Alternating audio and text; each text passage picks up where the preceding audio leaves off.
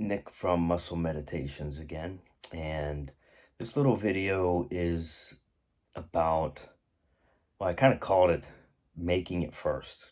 Um, Really, what it's about is procrastination.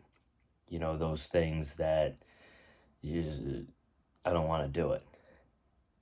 So I know the typical sales. I've been in sales before, and the thing is, okay, you do the hardest thing first, then the rest of your sales calls, phone calls, whatever your tasks are, the rest of your day, the rest of your list is easy.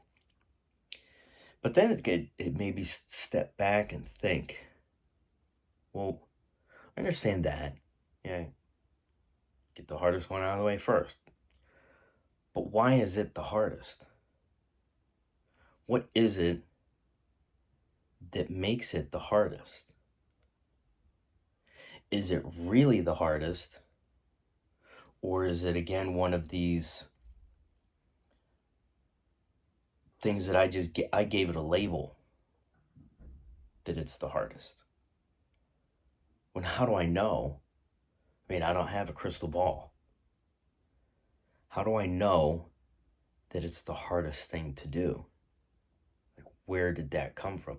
Usually things come from, okay, well, I have an experience at doing this, and I know whether this task, talking to this person, doing this thing, whatever it is the hardest. But is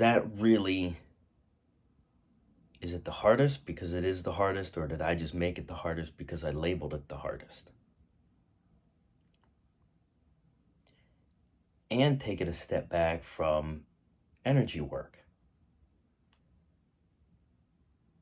Is it the hardest because I've labeled it that, so it is, because I'm projecting that to it? Meaning, what if I were to change it and say, this is going to be whatever it is? Let's call it a sales call. Call it, I'll use my experience. So I'm doing this work to create workout programs, muscle meditations. There are things I procrastinate on. I'm human. And so I think about it. Why am I putting that thing off? I enjoy like doing this. This is fun. I like doing this. There are certain things that I've labeled that aren't so fun. And I'll just use it, say, writing up a workout month, let's say. When I can write up workout programs like nobody's business. It comes easy to me. But why did I put that difficult label on it? If that makes any sense. I've just labeled it even though it's something I know how to do. Why is it at least fun? What if I said, this is going to be awesome? Because now I can give reasons behind why it's awesome. If even just the pure fact, let's say I don't like to do XYZ. I don't like to open up the laptop and type it out. Let's just say. But now once it's done, people can purchase it. People can benefit from it. I can interact with more people because they've seen it. They have questions on it. They have comments on it. They want to have dialogue with it. But try to think in your own experience, what are things that you just, I don't want to do it? And what is it? And why? And why? And why? You know, if you keep tracing back the why, a lot of times, at least what I found out is, what if people don't like it? then how will I be perceived? So basically it gets traced. The why, the why, the why, the why. It goes back to fear. Maybe even vulnerability, possibly, of uh, if people don't like it, that means I'm a failure, then I'm going to be poor forever. All those negative things. When again, I don't have a crystal ball. Even if I've gotten compliments and positive feedback from things I've either said, advice, other programs I've helped people with, working out, diet info, there's still a little bit of fear. So that's what I found. It's what is that fear? If I can identify that fear, expose it, and just bring it up. If I'm aware of it, like, okay, what am I really afraid of? And I had heard a comment, I'm not sure who, it may have been on, not maybe, it was on one of Oprah's Super Soul Sundays, where she says something, there was one of her guests said something about vulnerability is confidence.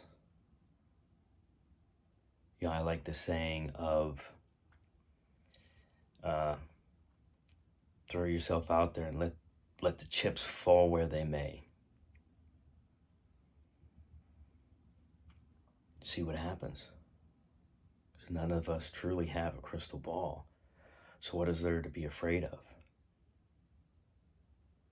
Is it our memories? Because there's one of my other topics I'll get into, which is a Hawaiian way called Ho-oponopono. And to clean some of your memories, clean it, clear it, heal it, whatever word you want to use.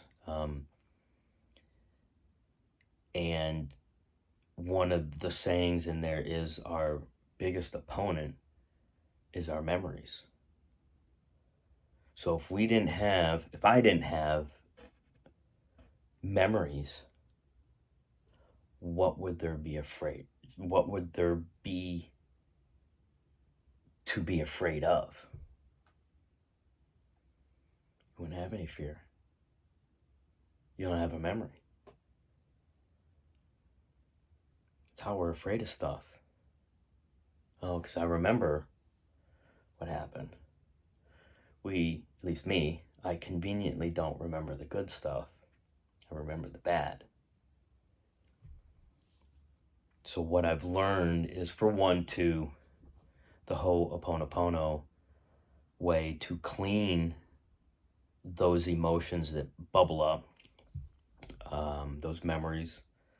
Data is what it's called as well. But also to just take a step back and think, what's the big deal? It's a part of what I'm supposed to do to reach this desired goal. Just do it. There's the saying, feel the fear and do it anyway. Well, yeah, kinda. Or feel that uncomfortable, I don't want to do it, but do it. And maybe just happen to figure out that uncomfortable thing isn't so bad. And I've also heard another definition of confidence, which is being comfortable in an uncomfortable situation. So maybe sometimes we just have to be uncomfortable for a little bit. Something to think about. Either way, go to musclemeditations.com and put in your email. Check out my meditation, Unfunk Your Mind. Till next time.